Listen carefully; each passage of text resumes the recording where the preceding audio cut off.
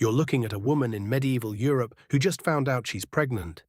And the first thing she does, before she tells her family, before she picks a name, is write her will. That wasn't a sign of paranoia. That was just Tuesday.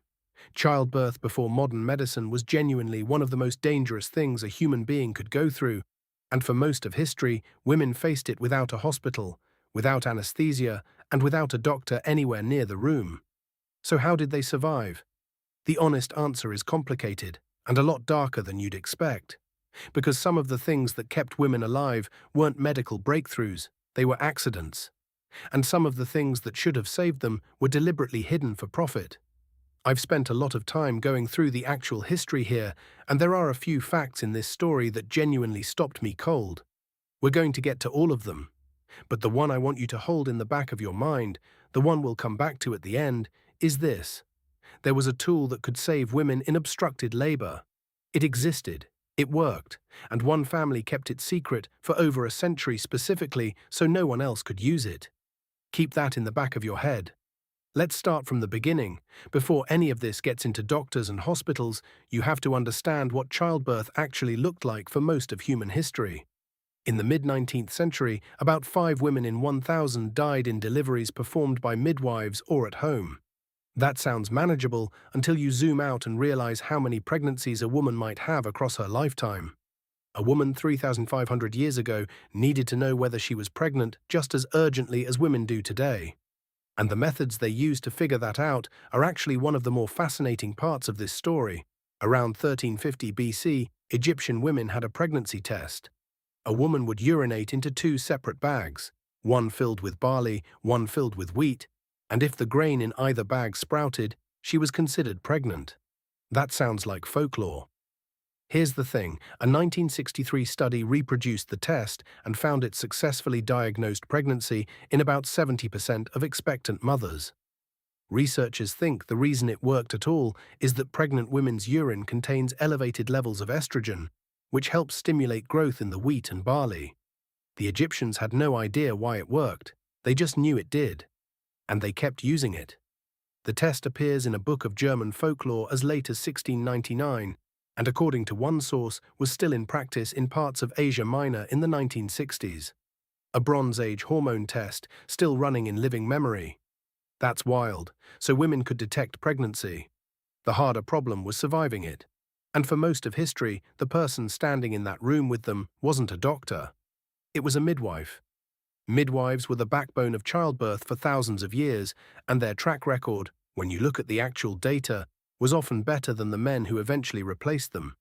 But before we get to why, I want to tell you about something that goes back even further than medicine. Because midwives weren't just healthcare providers. At certain moments in history, they were something closer to resistors. In the book of Exodus, 2 midwives were ordered by Pharaoh to kill every Hebrew boy at birth. They refused. And when Pharaoh confronted them, they lied to his face. They told him Hebrew women gave birth so fast the babies arrived before the midwife could even get there. That act of defiance is credited with saving the infant Moses, and it's one of the earliest recorded instances of medical professionals refusing a direct state order. It happened in a birthing room. The people who showed up to deliver babies were, apparently, also the people willing to defy a genocide to do it. That's the tradition midwives were operating in for most of recorded history. And when you look at what happened once trained physicians started entering the picture, it becomes very clear that the transition wasn't the clean upgrade we tend to assume it was. Here's the part that flips the whole premise of this video. Medical students and their professors at elite teaching hospitals in the 1800s typically began their day performing barehanded autopsies on women who had died the day before of childbed fever, and then proceeded directly to the wards to examine laboring women about to deliver their babies. No hand-washing, no change of clothes, just straight from the corpse to the delivery room. A Hungarian doctor named Ignaz Semmelweis figured out what was happening. When he crunched the numbers, he discovered that women in the clinic, staffed by doctors and medical students, died at a rate nearly 5 times higher than women in the midwives' clinic. The midwives had better outcomes not because they were more skilled, but because midwives did not do dissections, so they were not bringing infectious material to their patients. Cleaner hands by accident. Better survival by default. In 1847, Semmelweis proposed hand-washing with chlorinated lime solutions at Vienna General Hospital's first obstetrical clinic, where doctors' wards had 3 times the mortality of midwives' wards. The maternal mortality rate dropped from 18% to less than 2%. He had the proof, he published it, and the medical establishment largely ignored him. Semmelweis found himself being ignored, sidelined, and then forced to live in an asylum where he died ignominiously.